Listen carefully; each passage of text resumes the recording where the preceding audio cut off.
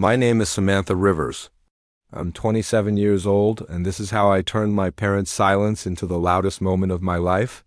Asterisk backstage, just moments before stepping onto the TD, Samantha sat completely still. Her breath was steady, but her fingers trembled, not from nerves but from memory. The soft hum of the crowd beyond the curtains felt distant, almost unreal. She closed her eyes and let her mind drift to the moment that changed everything. Asterisk, it was 4 years ago, college graduation day. The sun had been merciless that afternoon, baking the crowd that had gathered in the football stadium. Sam stood tall in her cap and gown, the crimson and gold of her school colors crisp and perfect. The valedictorian medal around her neck felt heavy, not because of its weight, but because of what it represented. Years of sacrifice, of sleepless nights, and pushing through when she wanted to give up. This was supposed to be the moment it all paid off. Asterisk as her name echoed across the speakers. Samantha Rivers, summa cum laude. Applause followed. She smiled instinctively, searching the stands, scanning row after row for a familiar face, her father's sharp profile, her mother's careful curls. Anyone, but there was nothing. Just strangers clapping for a girl they didn't know. Asterisk she walked the stage anyway. The applause sounding hollow in her ears. Asterisk later, she sat alone on the auditorium steps, the ceremony long over. Her cap was in her lap, tassel limp, and her phone. Screen lit up every few seconds as she kept refreshing it. Finally, a text popped up from her mother. Asterisk. Something came up. Sorry, sweetheart. We'll celebrate next week. Asterisk, but next week never came. No dinner, no cake, not even a phone call. Just silence, the kind that doesn't feel accidental. The kind that wounds. Asterisk that day, she would later say, something broke inside me, and I never forgot it. I grew up in a quiet cul-de-sac in a middle-class suburb where the grass was always cut. The neighbors waved, and perfection was expected like clockwork. I was the youngest of 3, the afterthought in many ways. My parents, Mark and Lisa Rivers, didn't believe in emotional displays or unconditional love. In our house, affection wasn't a given. It had to be earned through trophies, medals, scholarships. Achievement was the currency of worth. Asterisk from as early as I can remember. I knew my place. Jacob, my older brother, was the golden boy. A natural athlete, the kind of kid who could fail a math test and still be praised for his leadership on the football field. Loud, confident, always the center of attention. My sister Natalie, she was the storm. She pushed every boundary, dyed her hair, skipped class, slammed doors. But even in her rebellion, she got attention. She was seen. Asterisk, and then there was me, the quiet one, the rule follower. The straightest student who never asked for much. I tiptoed through childhood trying not to take up space. I learned early that being loud didn't suit me, and being angry didn't work. So I became good, unfailingly good. I color-coded my binders, I read textbooks for fun. I brought home awards like offerings, hoping they'd notice. Asterisk my parents weren't cruel, they paid the bills. Showed up to Jacob's games. Helped Natalie with her court dates when things got bad. But when it came to me, their love was distant. Practical. If I had a cold, they gave me medicine. But when I won the regional debate championship in 10th grade, no one came to watch. No one even asked how it went. Still, I never stopped trying.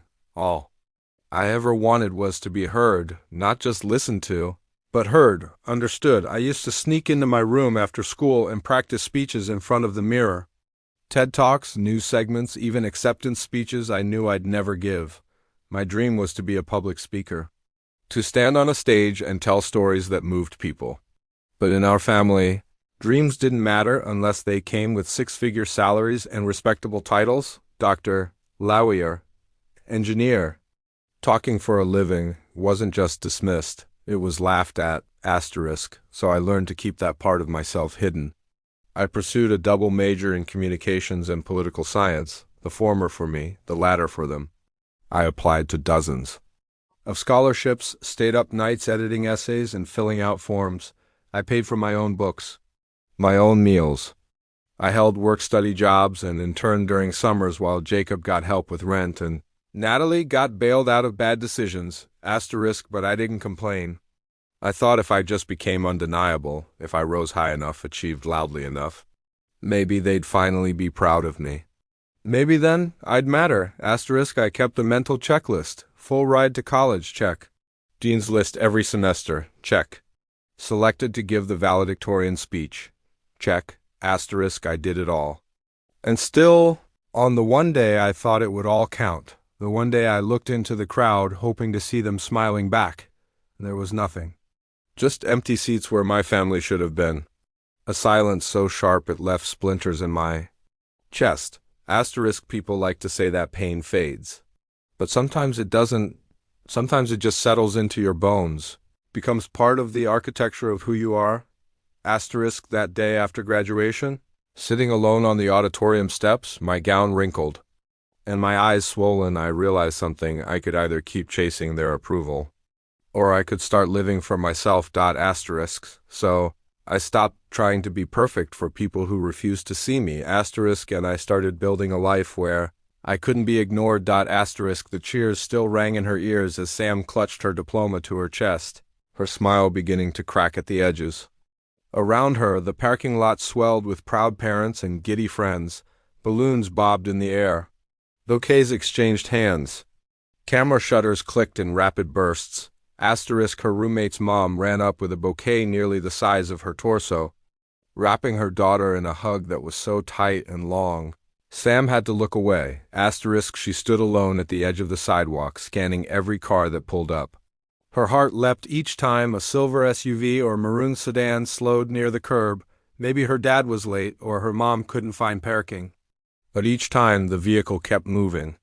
Each time the hope in her chest twisted a little tighter. Asterisk. She pulled out her phone and called her mom. No answer. She called her dad. Straight to voicemail. Asterisk. For 10 minutes, she just stood there. One of her professors walked by and gave her a warm smile. Proud of you, Samantha. You've got a bright future. She nodded, swallowing the knot forming in her throat. Eventually, the crowd thinned. The families left for their brunches, dinners, hotel lobbies. Her friends waved from back seats and car windows. Sam stood there in her heels, gown fluttering in the breeze like it didn't belong to anyone. Asterisk. And then she walked home. It took her 47 minutes. Her feet blistered halfway through, but she didn't take off her shoes. It felt like admitting something she wasn't ready to say out loud, that no one had come, that she had to walk home alone, that this day, the one she had built her whole self around, was unraveling with every step. Asterisk. When she reached the porch, she saw it, a white envelope taped neatly to the front door. Her stomach dropped. She tugged it free and read the scrawled handwriting. Asterisk. Went to Jacob's engagement lunch. Didn't want to miss it. Be home late. Mom. Asterisk. Her hands trembled. She read it again, slower this time, hoping she had misunderstood. But the words didn't change. Asterisk. Jacob's engagement lunch. The house today. Asterisk. They knew it was her graduation, and they were in town. They just chose not to come. Her heels clacked against the hardwood as she stepped into the empty house. The lights were off. The silence screamed louder than a stadium. Asterisk. She sat on the couch, diploma still in her lap, and stared at the ceiling for a long time. At some point she stopped feeling anything. Then she picked up her phone and called again. Still no answer. It wasn't until the next evening, when they finally came home, that she asked. Asterisk. Her parents entered like nothing was wrong. Lisa slipping off her shoes, Mark checking the mail, both laughing about something Jacob's fiancée had said. Asterisk. Sam stood in the hallway, blocking their path. Asterisk. Why didn't you come?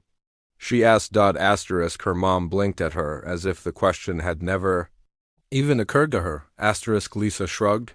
We didn't think graduation was a big deal. You always do well. We knew you'd be fine.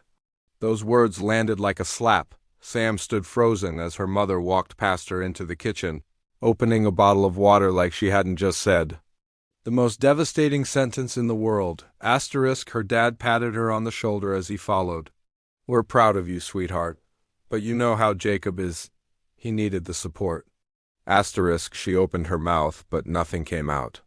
Her voice caught in her throat like it was afraid of being too loud. Asterisk in that moment, something inside her shifted. Asterisk it didn't come because they expected her to succeed. Because she always did well.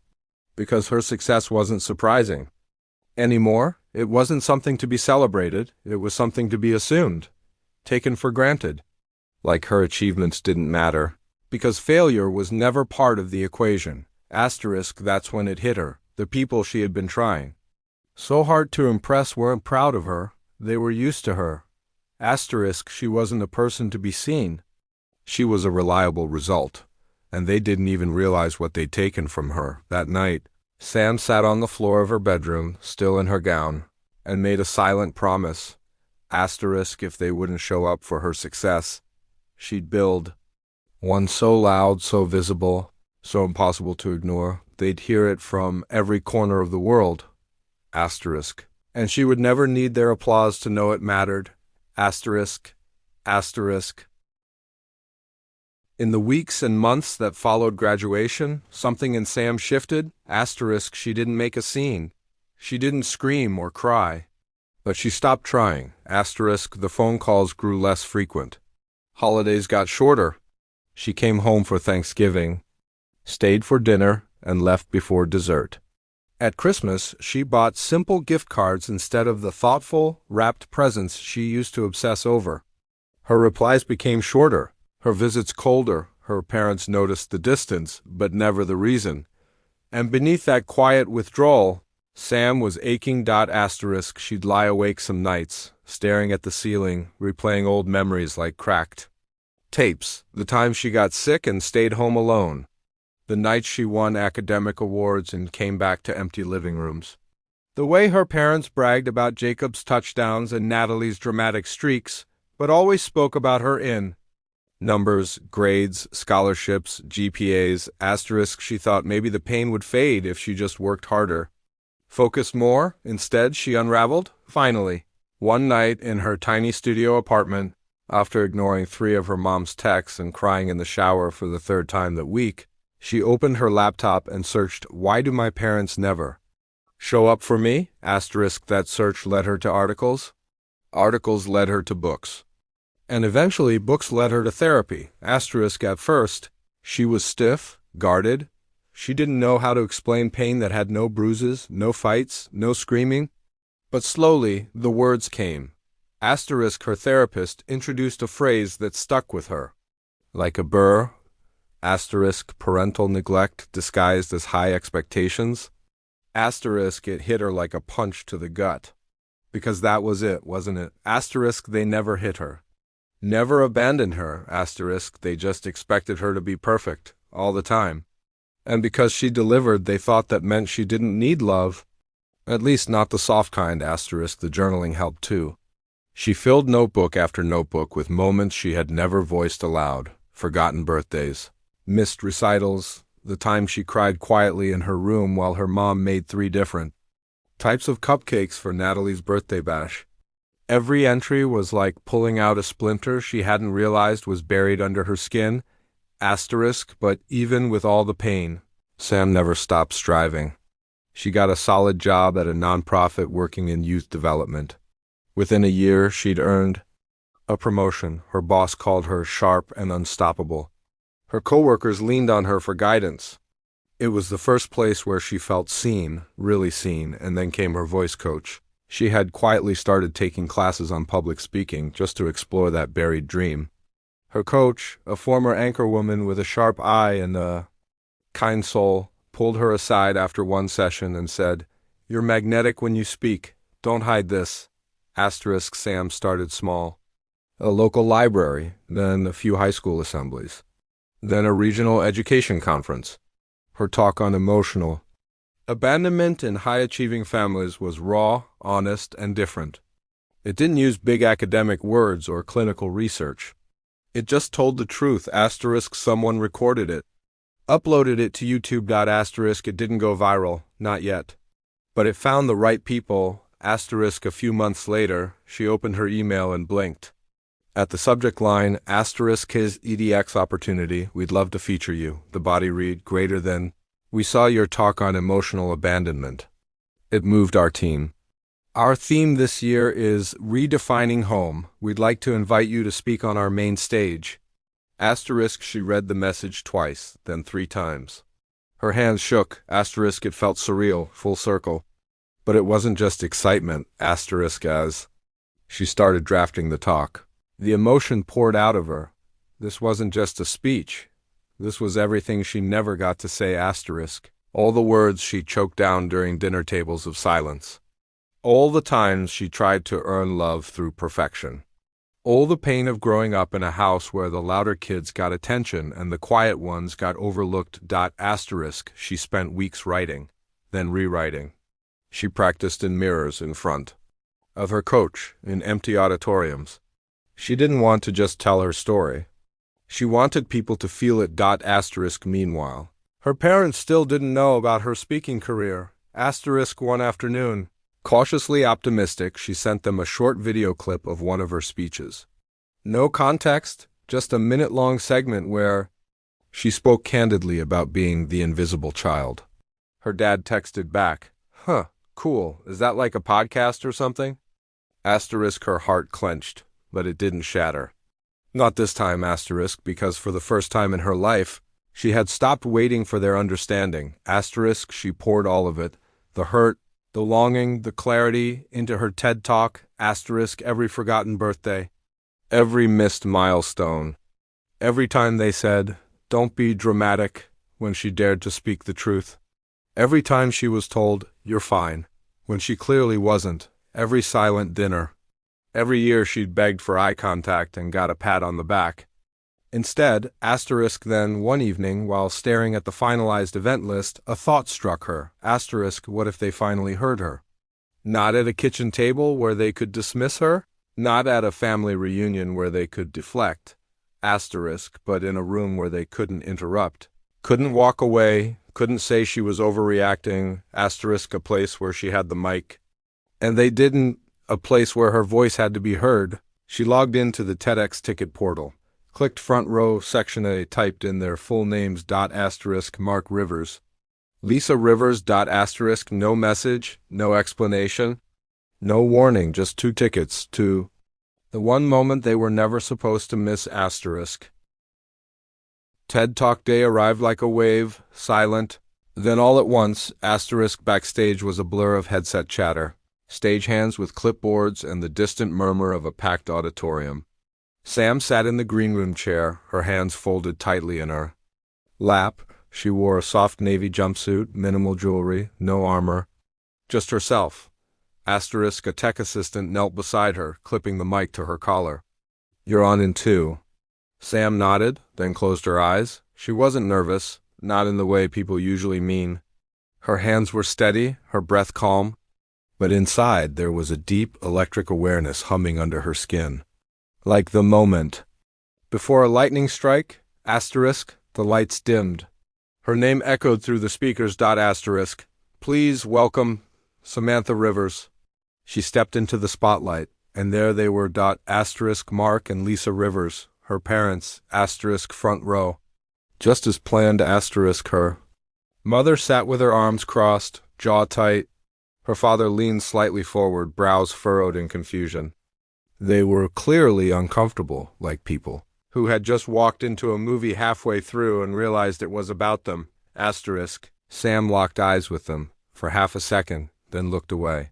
She took a breath, centered herself, and began. Asterisk, her voice didn't shake. Asterisk. When I was 10 years old, I stood in front of a mirror and practiced giving a speech to a crowd of thousands. No one was watching, except me. And maybe the family laughing in the other room, unaware I was dreaming of being heard. Asterisk, a few people in the audience chuckled softly. She continued, voice clear, paced, deliberate. Asterisk, greater than, I come from a family that believes in earning love through success. You want attention? Win something. You want praise? Break a record. There's no room for sadness or softness or slowing down. She told the story of her graduation, how she searched the crowd, how no one came. Greater than, I walked home in heels. 47 minutes. When I got there, I found a note on the door. They'd gone to my brother's engagement lunch. They were in town, but I wasn't worth the detour. A hush fell over the audience. She told them about her birthday at 13. The one her parents forgot because Natalie had a crisis over a failed driving test. Asterisk, she didn't name names. No direct call-outs. Just memories, real, undeniable, greater than I. Used to think if I became perfect, if I just did everything right, they'd finally see me. That success would force them to love me. She paused, letting the silence sit, greater than, but now I know. It didn't bring me closer to them, it just made the silence louder. Asterisk, the audience leaned in. You could hear sniffling in the second row. One woman covered her mouth with both hands. Asterisk still, Sam kept going, steady and surgical. Each sentence was measured. She wasn't there to perform pain. She was there to tell the truth. Asterisk, there's a unique kind of loneliness that comes from being the dependable one, the achiever. People assume you're okay, so they forget to ask, and eventually you stop expecting them to. She glanced, briefly, toward the front row. Her mother's lips were pursed. Her father blinked too often, like trying not to cry. Sam didn't stop. She told the audience how she tried therapy, how she journaled, how she discovered the difference between neglect and absence, how sometimes the pain wasn't from what people did, but from what they never did at all. And then, finally, she brought it home, greater than, I used to think I owed my voice to the people who raised me, that I had to be careful, not too loud, not too honest, not too messy. But the truth is, asterisk, she looked up, not at her parents, but just above them, like aiming for something beyond their comprehension. Asterisk, greater than, you don't owe anyone your voice, not even the people who gave you life. A hush, then the final line, asterisk, but when you finally use it, asterisk, make sure they hear every word. For a moment there was nothing, then the room erupted, asterisk, a standing ovation, cheers, cameras flashing, people on their feet, clapping through tears. Some were sobbing openly. A few reached for tissues. A teacher in the third row whispered, God, that was for me. Asterisk, but in the front row? Mark and Lisa Rivers sat motionless, no clapping, no expression, just silence, asterisk, and that was the point, wasn't it? Asterisk, Sam stood in the center of the stage. Back straight, eyes scanning the crowd, but never settling on them again. They didn't clap. But they were there, and they were listening. After the talk, everything changed. Asterisk, the moment she stepped off that red dot on the stage, people surged toward her, strangers with tears in their eyes, young women clutching tissues, grown men who admitted they hadn't cried in years but did today. Someone hugged her and whispered, You said what I've been too scared to say my whole life. Within hours, her inbox was full, subject lines like, Your story is my story. Asterisk, please speak at our university. Asterisk, can we feature you on our podcast? Asterisk, journalists reached out. TEDx posted the talk online, and it quickly spread, not viral in the sensational sense, but quietly powerful. The kind of video people shared in private messages, the kind that made people sit still afterward and just feel. Asterisk, Sam didn't chase the spotlight, it found her. And for once, she didn't flinch from it. She stepped into it fully. Asterisk, she spoke on emotional neglect, on growing up feeling invisible, on how high-achieving kids are often the most quietly wounded and the most silently resilient. She spoke to packed auditoriums, sat on panels with child psychologists, mentored teenagers who thought no one could possibly understand their quiet ache. Asterisk, people started calling her the voice of the overlooked. Asterisk, she received letters from 40-year-olds estranged from their families, from 16-year-olds who'd never heard an adult say it was okay to feel forgotten. Asterisk, and all the while, her phone stayed quiet. Asterisk, her parents didn't call, didn't text, didn't email. 3 weeks of nothing, and then a card. Asterisk, no return address, no logo, just a cream envelope tucked among her mail. Asterisk, inside, it was handwritten, greater than, We didn't realize, we're sorry, love, Mom and Dad. That was it, no long explanation. No demands. Just a quiet sentence and a signature from people who had never really seen her. She stared at it for a long time, Then she placed it gently in the top drawer of her desk, beneath a folder of speech drafts and old journal pages. Asterisk she didn't respond, not because she was bitter, but because she didn't need their apology to feel whole anymore. Asterisk. The apology wasn't a wound salve, it was simply a postscript. Asterisk, the healing had already begun. Long before the card arrived, asterisk, she had built her own life. Brick by brick, choice by choice, asterisk, she bought her first home last month, a cozy, sunlit place just outside the city. It had white walls and warm floors, a small vegetable garden out back, and her favorite, a soundproof recording room where she could draft her next talk in peace. Asterisk, there were no slamming doors, no tight-lipped dinners, no aching silences, only the kind of quiet she chose, the kind that let her breathe, the kind that let her write, greater than, I used to think silence was punishment. She says now with a small smile, asterisk, now I use it to write, the speeches that change lives.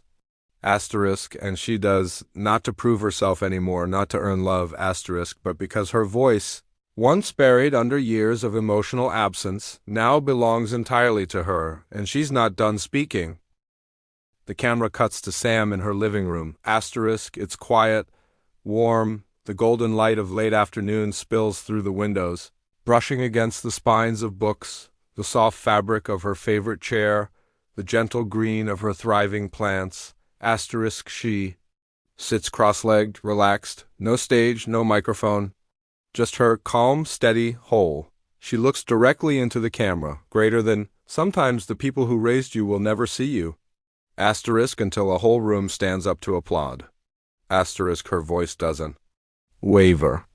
There's no bitterness, only truth. Asterisk, she pauses, then smiles, greater than, they missed my graduation, but they got a front row seat. To who I became without them. Asterisk, there's a quiet beat.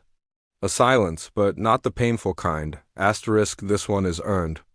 Empowered, peaceful, she leans in, just slightly, greater than, and that? Asterisk, that was the best part of the speech. Fade out.